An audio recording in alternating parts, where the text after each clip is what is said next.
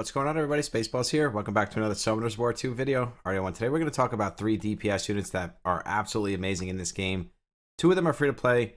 One of them is Lapis. We're going to talk about her first. Now, I know not everybody's going to have Lapis. You have to pull her. But if you have Lapis, you have the complete meta breaker at the moment. Now, the meta is going to change as the game goes on, like I keep telling you guys. Once they add stuff like Ritesh and all the other new characters that aren't in the game yet, Lapis might fall out of meta. But currently, Lapis is like the best slot 8 in the game, in my opinion. And she's the main reason I got the 3,000 cups. So I want to give a direct shout out to Mega Shield and Lapis. But I personally want to give a shout out to Mega Shield because he's an amazing person. This guy is so generous and so awesome. We played a lot of games together at this point. He's always hanging out in the stream. This man has been so good to me. He bought me the Lapis skin, and I just love hanging out with him. So shout out to Mega Shield. You're the man, bro. I really do appreciate it. So now with all that being said, let's pull up my girl Lapis and let's talk about why she's so good and why she's meta breaking at the moment. And the Lapis skin looks absolutely amazing. I'm in love with it. Looks much better than the normal version. And it's funny because the Lapis skin in this game is just straight up $15. They don't even give you any gems or anything like that. So I would have never bought it myself if it wasn't for Mega Shield. But moving on here, now we have Lapis, and the reason currently why she is so good in your slot 8 is because everybody is using so many fire units. Whether it's Perna, Tessarion, Beretta, Rakan, and there's many others, Kali, Chloe. It seems everybody in this game is stuck on the fire units. Well, not that they're stuck on it, but the fire units are the best units in the game currently, so everybody has their team's heavy fire. Where I am now in rank, I'm mostly facing Pernas, Tessarions, Berettas. 9 times out of 10, you're going to be facing Tessarion, Perna, and Beretta, and that combo together is really deadly, and Lapis has saved me so many times and brought me to the 3K mark. So why is Lapis so good? And that's because she does an AoE and she gets a shield proportionate to the damage dealt. So when the battle comes close to ending and you have just your Lapis left, and let's say they have a Perna, a Tessarion, and a Beretta in their backline, she's going to hit them. She has element advantage. She's going to get a massive shield. They won't even be able to break it. So if you play your counterattack smart, she'll solo every single time. The way I like to build my Lapis is on Fatal. I feel like any attacker that you have should be on Fatal or anything that's going to deal massive damage. Now this will change as you grow and you can craft better runes, but early on just stick to the basics. Don't craft like blade runes or anything like that. You really don't need them. You're better off getting this 15% attack. It will help you much more than getting the extra crit rate. And just sticking to the energy, swift, and fatal set. Don't start crafting a bunch of different runes early on. Wait till you get leveled up and you can craft better runes, and then you can switch her off fatal if you really want to. But early on, just get her on a fatal set. You don't even have to level them up. Like you see, we're at level 1 here, and we still managed to climb to 3,000 cups. Other than that, you're just looking for crit rate and crit damage on the substats. Again, you're not going to have really good runes. They're not going to have good substats. Just do the best you can like I did. So we have attack, accuracy. We have attack, accuracy again. And then we have accuracy and defense. I would like these to have crit rate and crit damage, but I'm not going to sit here and craft a ton of runes just to level up these terrible runes. I'm going to wait till I'm level 9, I think it is, and then I can craft high tier runes, and then I'll worry about powering up runes and take all these garbage runes and put them into my good runes, and it will allow me to level those runes up to +9. But better off waiting than investing all of your resources early on into these terrible runes.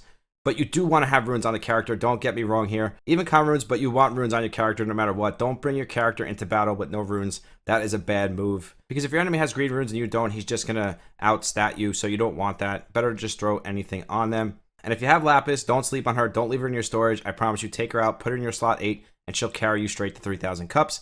Now moving on here, the next one I want to talk about is Kali. Now Kali is 100% free to play. Super easy to level up here.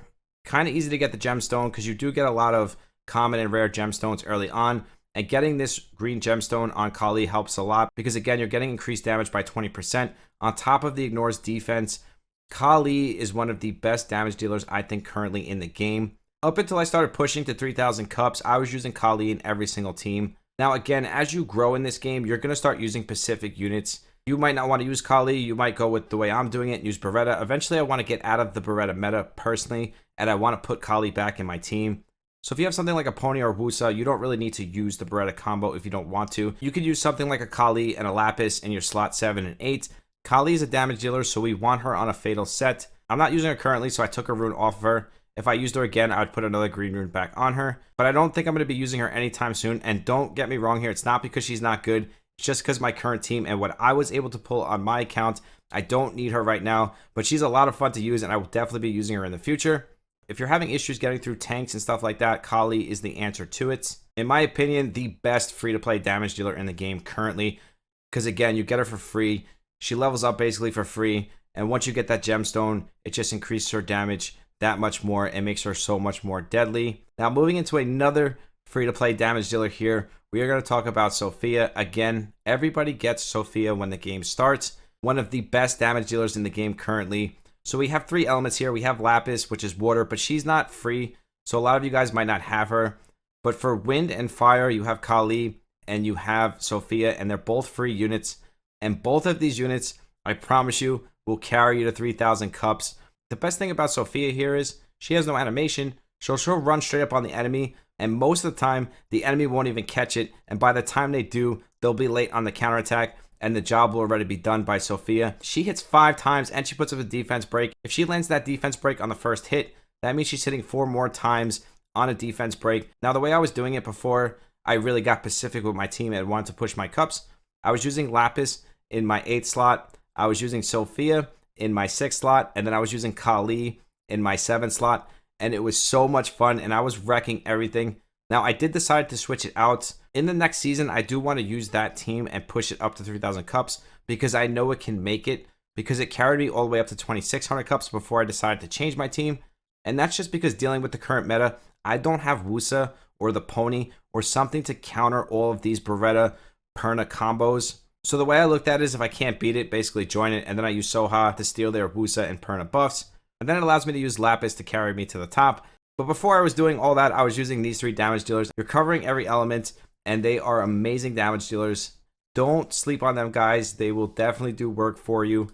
Even if you decide to just use one of them in your backline, that's fine. This game's always going to come down to team synergy and the team you're using.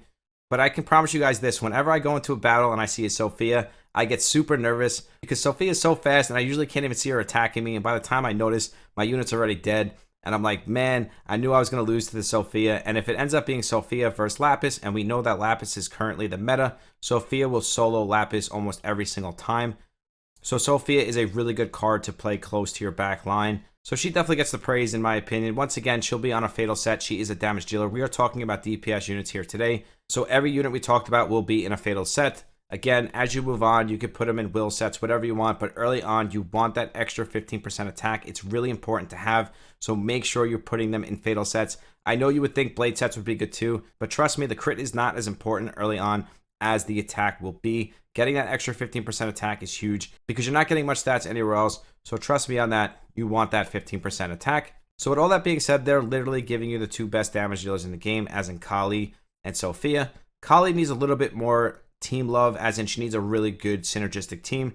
Sophia, you can kind of throw in the back line like you do with Lapis, and she will carry you to victory. Unless you're not facing a Lapis team and you're facing more of a Perna Tasarion team, then she might run into a problem. But again, just like Lapis, there is always a counter to it. But having these damage dealers in your team will definitely help you and definitely carry you up to the 3,000 mark if that's what you're looking to do. And before we wrap this up real quick, I just want to give one more shout out here, and that's going to be to Hellfire, because again, he is free. This man has a stun, and he pairs really well with the Beretta Tasarion Perna combo. Once again, he's going to be on a fatal set.